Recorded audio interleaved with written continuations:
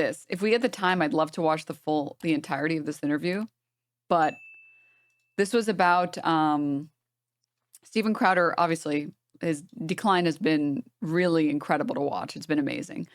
Ever since the video that leaked of him abusing his wife became public, he's just been on the decline. And it didn't help that right before that, he went on this like massive anti-Daily Wire tour because they only offered him a slave contract of, $50 million.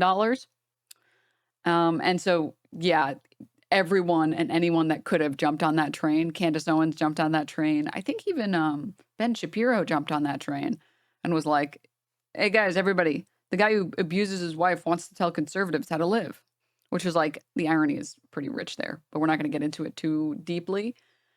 The only thing he has left is like making fun of black people. I think that's the only thing he's been up to, the usual from Steven Crowder.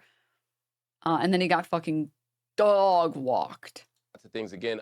First, I think Steven is, and I don't. This is comparing the Shiloh Hendricks case to, it was a case about,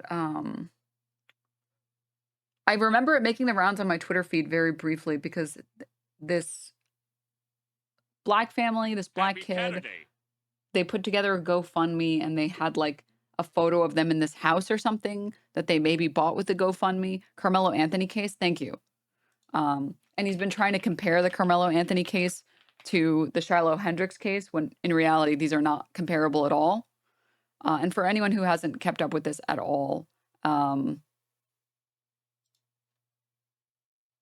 the Carmelo Anthony case, they put together a GoFundMe that raised, I think, $500K. And obviously the Shiloh Hendricks case, I think, raised about that much.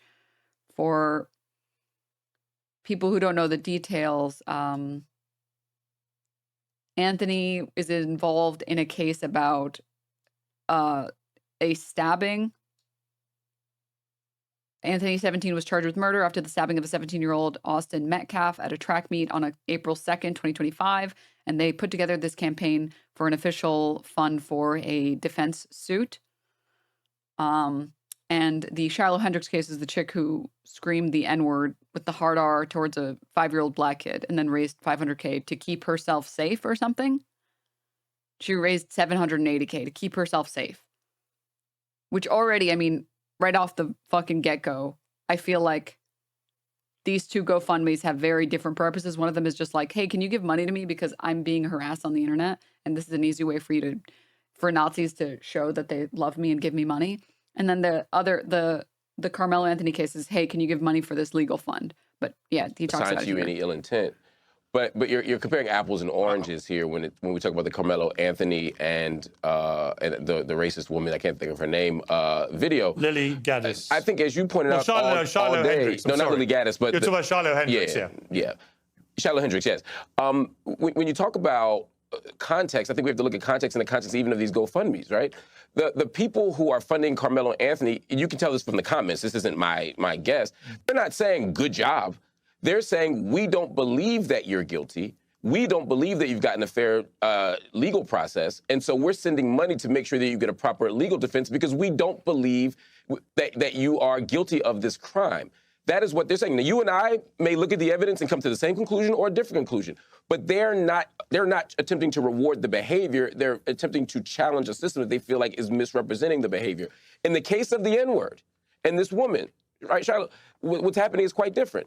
They're not saying, hey, we feel like she's taken such a loss from her free exercise of free speech that we want to reimburse her for that.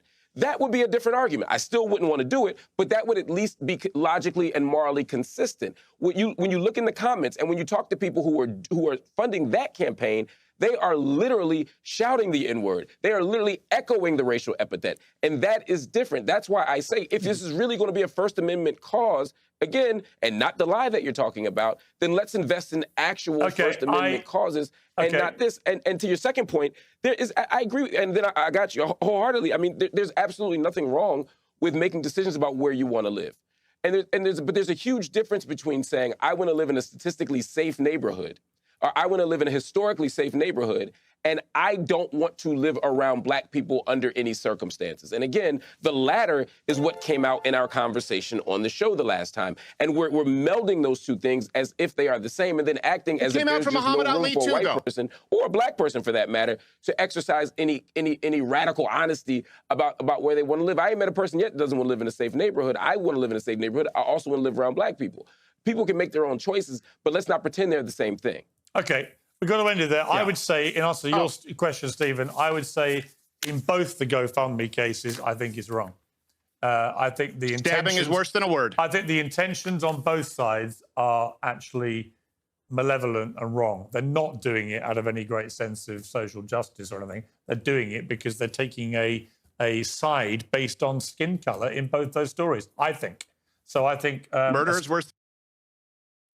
Thank you so much for the insightful commentary, Piers Morgan. Thank you for letting us know that you can see the center in both positions always. And yelling. Yeah, listen. I think. You know, allegedly stabbing someone to death is worse than getting legally railroaded is a worse outcome than getting held accountable for using the N-word. Yeah, but it's all about the framing. No, but Stephen's point is the one is worse than the other. I don't think we can end this on this, Pierce. I can take 30 seconds here. If we're talking about accountability, like I said, there's false accountability.